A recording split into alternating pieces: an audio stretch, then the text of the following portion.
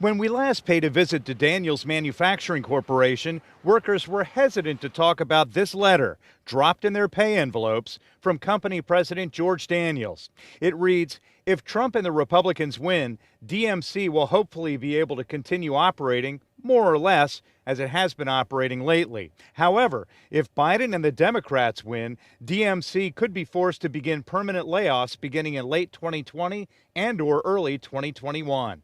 Do you think he's serious about that, or is he just trying to get you to vote for Trump?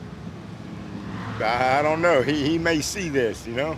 Turns out Daniels did see our first report and our interview with Stan Smith. Did you feel it was intimidating? No, it's not about intimidating. It's about everybody has a choice to make their own decision. I don't feel like it was correct. This week, Smith was fired. He believes Daniels, the president of the company that makes tools and electronics for the military, aerospace, and aircraft industries, ordered his termination because he didn't like what he told us.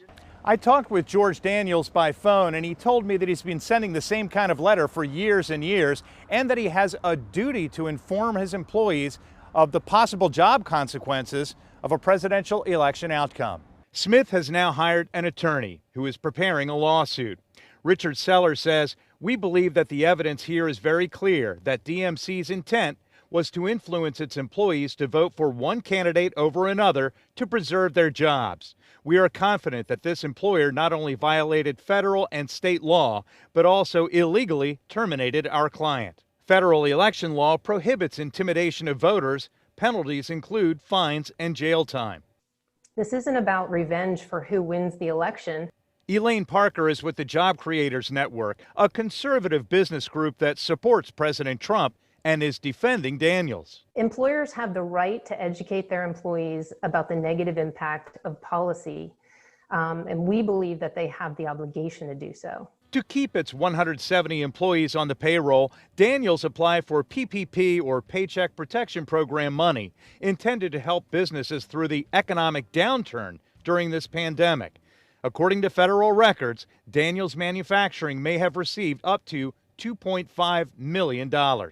At the same time, Daniels has been writing big checks to help President Donald Trump.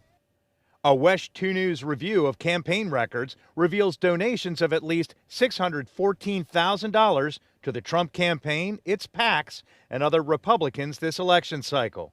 Daniels has not returned our follow-up calls. In Orange County, Greg Fox, WESH 2 News. Another employee who wishes not to be identified tells WESH 2 News workers are hesitant to speak with us about the company letters because they fear they could also be fired.